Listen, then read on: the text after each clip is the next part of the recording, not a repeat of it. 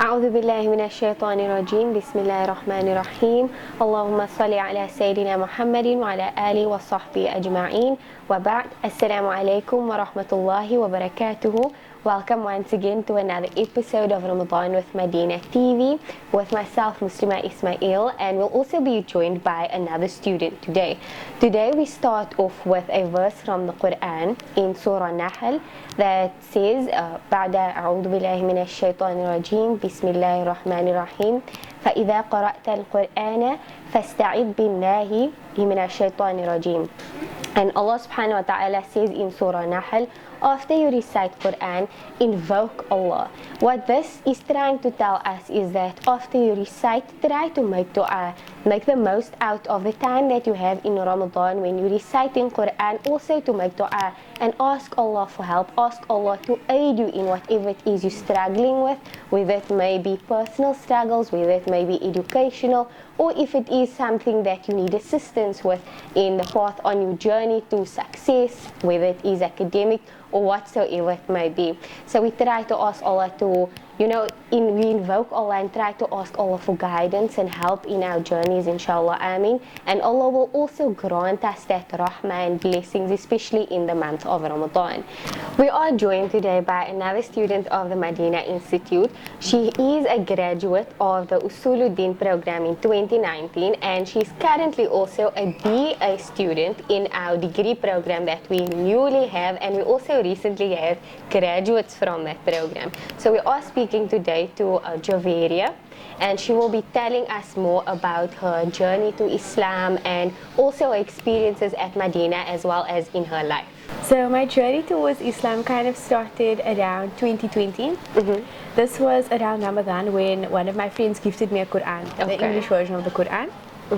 And at the time I had no understanding of Quran. I didn't know what this book was, I didn't know what it entailed. And the advice that was given to me was, read the book and it will change you. And I was very excited by this. So when I started reading every night, have a shower, didn't know about wudu, didn't know about ghusl, anything like this. I would shower and then I would get into my bed and read my Quran on my phone. And when I woke up the next morning, I really felt different. I felt lighter. I felt that I was more connected to myself. I felt a sense of peace. And it was after that that I started reading a lot more about the deen, a lot more about what it is that Muslim people are. What is Islam? Why do we wear headscarves? Why do we speak a certain way? Why do we eat so differently to people? Why is our culture so different? What is it that makes us different?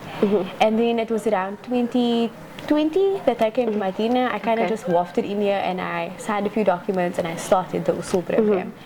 And I felt so inspired by what I was learning. I was a lot of information, but I learned the gist of what it means to be a Muslim. I learned why it is, the essence of what it is to be a Muslim. And I felt very inspired by that. So when I was done with the Usul program, I thought, why not just do the BA program as well? Although I don't feel like I'm ready to take on that kind of responsibility, but every day is a new challenge. And I think in doing it and also being at Madina Institution, the students and the campus and the admin, they really help you on this process, and they give you a lot of advice and they inspire you to be better. So I'd say that's where my journey started, and that's where it is now at the moment. And I also wanted to know, as you were growing up in a family that was maybe mixed and half, and I know that sometimes it can be very challenging, because I know from children and them learning at madrasa, sometimes it's very confusing for them when they come and they say, I'm half Muslim and half Christian, and trying to almost get their headspace together, because I have to go to church, I have to go to the masjid also. So now, do I believe in two different things? Do I believe in it at the same time? And also just trying to almost get to a point where this is what I actually want, this is what I actually want to do with my life, and this is the path I want to take. So what were your experiences in that, having half and half family, and also were there external influences, like maybe friends that you had that sort of encouraged you on this path of Islam, and also family members that encouraged you to take this decision and make this decision that you will now be Muslim? So coming from a very, very diverse and mixed family, like my dad's he grew up in Durban, his family from India, Pakistan, so I have that very Asian inspired background, very cultural, whereas my mom's from Cape Town, she has more like local roots, if I could say that. So growing up, my mom was very open-minded. She tried to take me to environments where there were people from different walks of life. And I'm somebody that I like to ask questions. And growing up in a mixed household, meaning not just culturally but also religiously, my mom being Christian, my dad being Muslim, you have a lot of questions and it becomes very confusing sometimes, because you're like, are there two gods? Is there one God? Like, what's going on here? So my dad wasn't very vocal about Islam. My mom was very like about the spiritual aspect of things, and I think I came into contact with religion from a Christian aspect first. But I find that when you go to like, it's called Sunday school, or I went to a Christian-based school, but they don't allow you to ask any questions. Why is it we believe this? Why do we? What does this text mean? And it was very confusing for me, because I can't believe something if I don't understand what it is. I can't follow something blindly. So being in an institution like this, and also when I embraced Islam, it made the most sense, because there was so much information. There was like every question I could potentially have was answered, and that made me feel more convinced. It made me feel more like this is a concrete thing. I can believe in this, instead of, oh no, we just kind of believe in this, and like, we just like, that doesn't make sense to me. So growing up, my environment, yes, there were challenges, but throughout all the challenges, again, I feel like Allah was always there guiding me. Like all of those things that I faced and all those questions I hit the walls at are answered in being at Madina.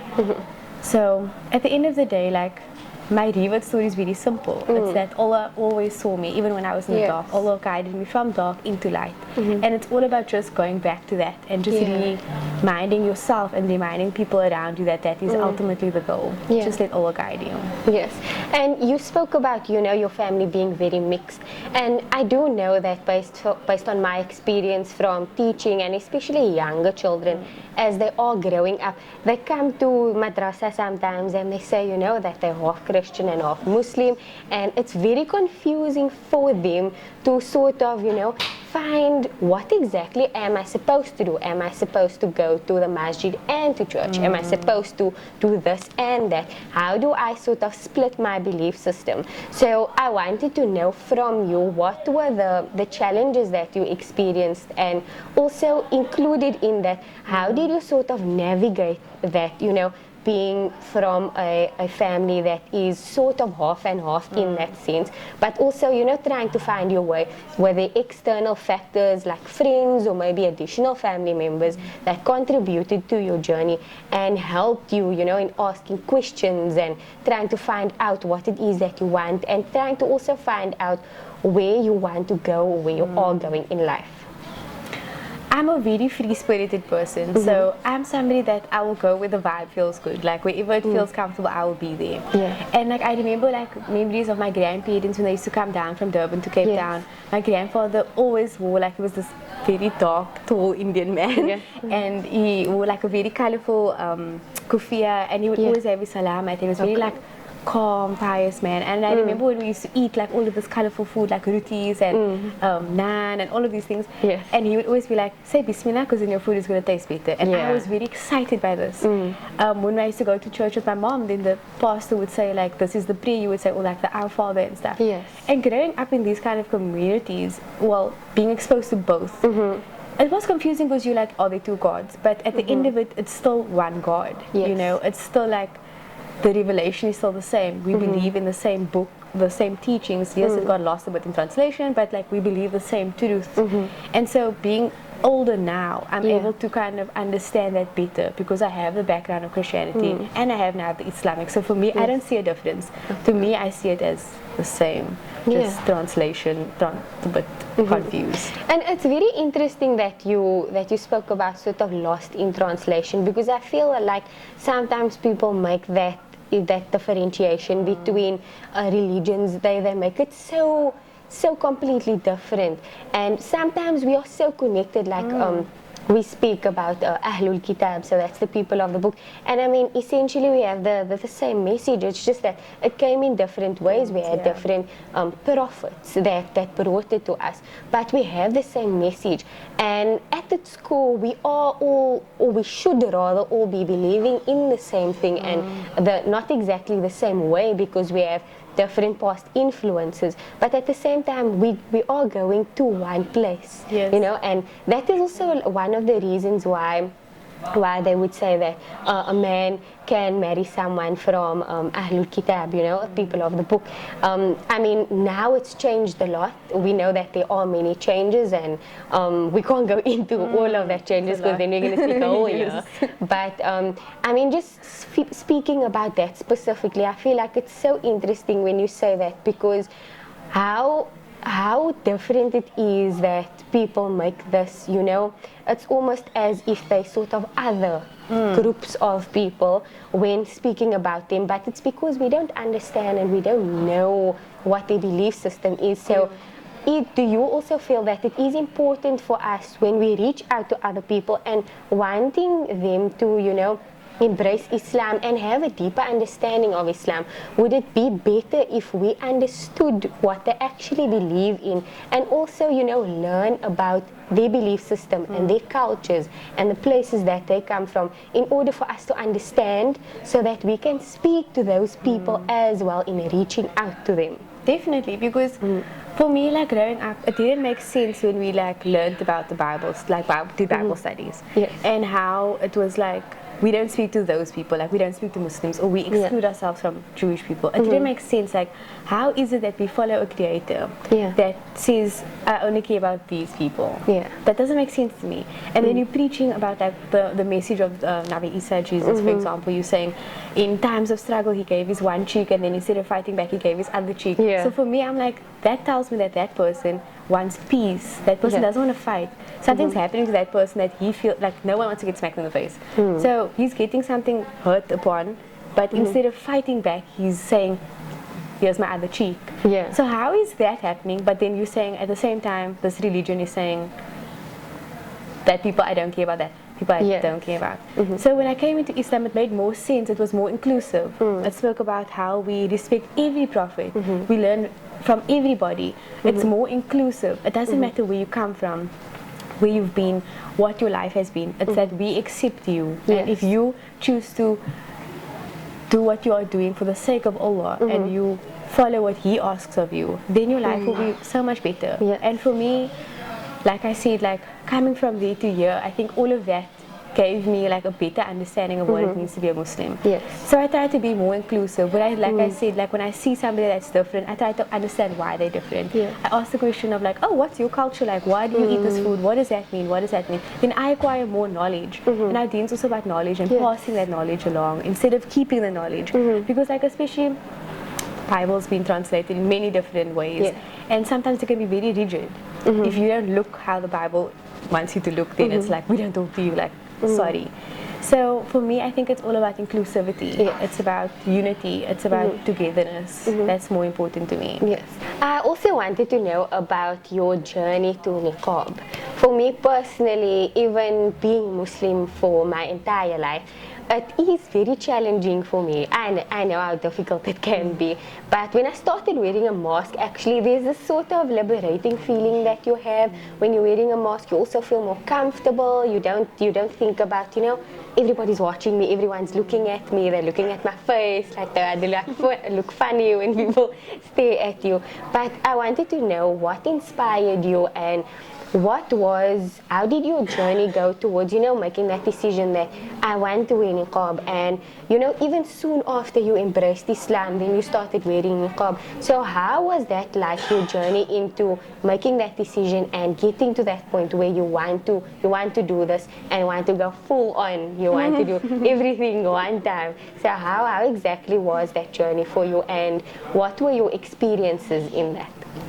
So nobody in my family wears niqab. It's something that our family, like, it's not a punishment, but it's like a joke in our family. If you do something wrong, we're going to put you in parda.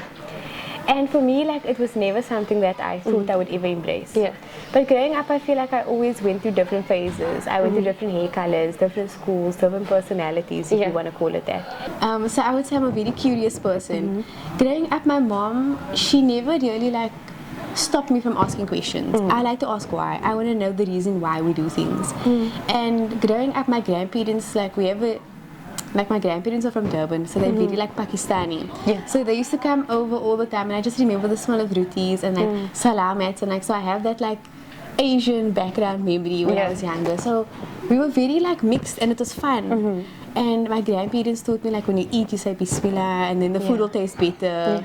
And my mom, like on Sunday, she would go to church because she loves like praise and worship, so she likes to sing. So for me, I know we don't say spirituality, but that like essence of like, who is this person that put the moon in the sky, or why are there stars, or why does the mountain look like this, or why this, or why that? Like those questions were always there. Yeah. So when I went to Sunday school, and I would try and ask questions, no one would answer my questions. I'd be like, don't ask these questions. I just want to know, like, what are you saying? So growing up, I had lots of different types of friends. I know I went to schools where there were like different types of people, Angolan people. I had lots of Muslim friends. I would always ask, like, why do you wear the headscarf? Like, when's the time for fasting? I'd be like, why do you fast? But they also couldn't answer me. They were just like, we fast. And I'm like, what does that mean? Like, I guess what you mean. So I've always asked, and like when I traveled, I was in Belgium for a while, I would always ask, like, why do you do these things? What is your culture like? Because I just want to know. We're all different. Why is it that we're so different? There were like a few challenges that you do face, because like my dad was more reserved when it came to like Islam. Okay.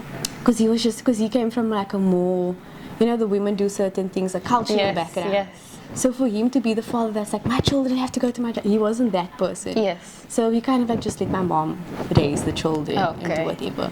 But like I said in the beginning, at the end of it, like Allah was always guiding you, even in those times when you thought, oh, my children are going to go into the fire, they're never going to know Islam.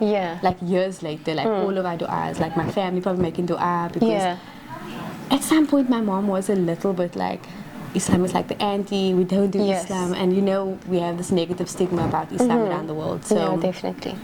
When I started questioning those negative thoughts, are they my thoughts? Is that how I feel about it? Why do I have these conflicting ideas? As an older person, you ask these questions, and that's when I really started to just be like, you know what? Islam is a deen about yourself. It's about self-discovery, it's about self-actualization. And that was for me in a way a little bit selfish, because I was trying to learn about my deen. And I was just like, this is what I need to do. And the more I learned, the more comfortable I started feeling in myself.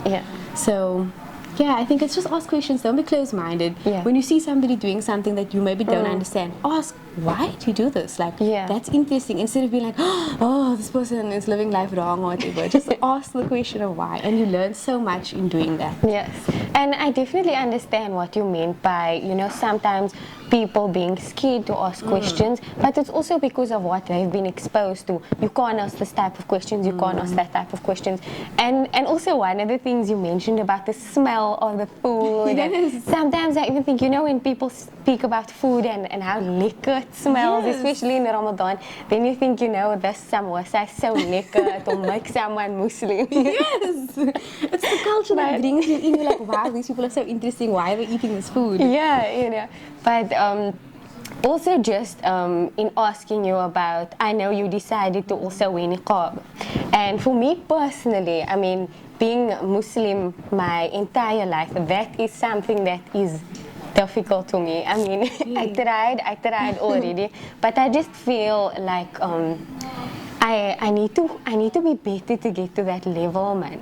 And not saying that whoever doesn't wear it is bad, but the thing is also it's difficult for some of us. And I just wanted to know, I mean, you turned Muslim, and then you're obviously faced with different types of challenges as opposed to someone that's always been Muslim their entire life. And now you're also in niqab. Is that not a bit difficult? I mean, I went through situations already where, you know, people look at you a certain way just because you're wearing a hijab and you're wearing a top all the time. People look at you because of that. And I mean, now you're wearing niqab, and you spoke about, you know, this anti-Islam kind of environment and vibe that we get. So how is that, you know, up until now, how is it that you've come to the point where, you know, you're so happy doing this, and it doesn't, I mean, from my perspective, when I see you, I think you know, I look up to you so much, and I think it looks so easy, you make it look so easy, and you make the deen fun with your personality as well. So how has that been, how did you make it easy for yourself, or how do you feel that it is easier, you know, in that journey? I've, like, no one in my family wears niqab. In my family, it's like not a punishment, but like if you do something wrong, my dad's always like, oh, we're gonna put you in parda. That's like what he always used to say. And I was like, why? And you know, one day I was sitting on the bus. I was coming home from work, and I was like just sitting there before I reverted. So I was in my t-shirt dress. I was cute, whatever. And then this lady came on the bus, and she was like all black niqab, and she had like brown boots and a brown bag. And she came on the bus, and I was automatically just drawn to her. And I was like, who is this lady? Like to me, when she walked, it was like she was wafting, like she was floating. I don't know why. She just reminded me of someone that was floating. I thought she was like a queen or princess or something. And she came to sit next to me. And I was just like, oh my God, why would you sit next to me? And she never made me feel uncomfortable. And all of these thoughts were going through my mind because she never even gave me like a side eye to be like, you girl, you should like cover your leg or something. Nothing. And she sat next to me and she was so graceful and she just, her energy was like, wow. And then she got up and she left, and it was like she owned the whole bus. And before I reverted, I had gone through so many phases of my life because I felt like I was always trying to figure out who I was. Green hair, pink hair, orange hair, neon colors, this color, and I just never felt comfortable in any of those things. And when I started dressing more modestly and reading more and covering up more, I don't know, it just happened, really. And when I came to Madina, and there was another girl that I saw that was my class last year, and I was sitting on this bench, and I saw her coming, and again, the same thing, she was like floating. And I was like, I just want to feel that comfortable. I just want to be like that. Because we live in a society where people look at you, and they look at how you look and how you appear, and they judge you. Her scarf is too bright, her dress is too tight, this is too that, blah, blah, blah. And they have so much to say. And when I was coming into this and wearing more modesty dress clothes, to me it was like, this is the protection of Allah. This is what Allah covers you with. And these are all the ways that you can cover yourself. And when you are in this protection, your armor that you wear to like go out in the world, no one can judge you. No one can say anything about you. Your face is like this, you look like that, blah, blah. No one can say anything about you. Because at the end of the day, they don't know who you are. They just know here's a Muslim woman. She's an ambassador of her deen. And for me, I also watch videos on YouTube about like lots of women speaking about niqab and stuff. There's this one lady I follow, and she talks about like the niqab is a reminder of her to be modest and a reminder that you are not just a person. You are a Muslim, you are an Islamic woman, and everything that you say, everything that you do is literally like watched, observed. So it's always a reminder for me, like Imam Shafi walked with a stick that one day we will all die, like you will get old and die.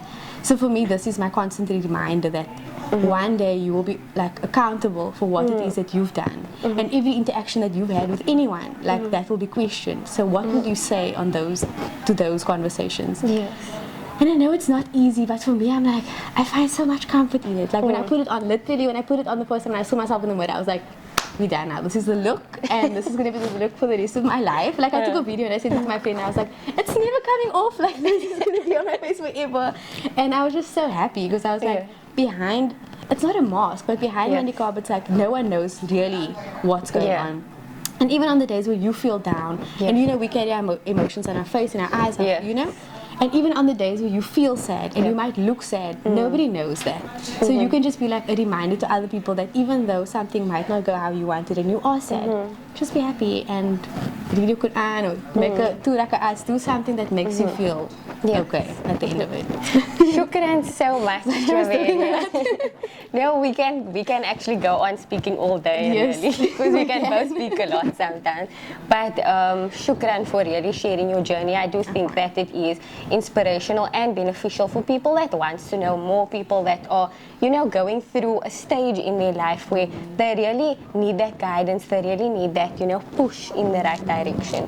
And from this, we also learn, connected to what I started out with, to, you know, connect in our salah, connect when you make dua, really ask Allah, get to know that, you know, even sometimes we feel that we really have no one, and when we speak to Allah, we will find that sense of comfort. We may even find like this hug, the spiritual hug we get when we recite Quran.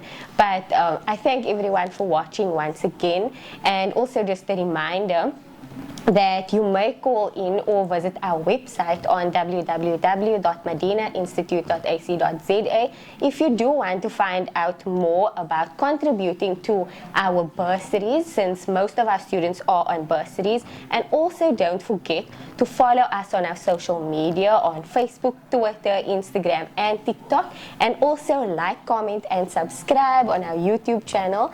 And with that, I also bid you Assalamu alaikum wa rahmatullahi wa barakatuh.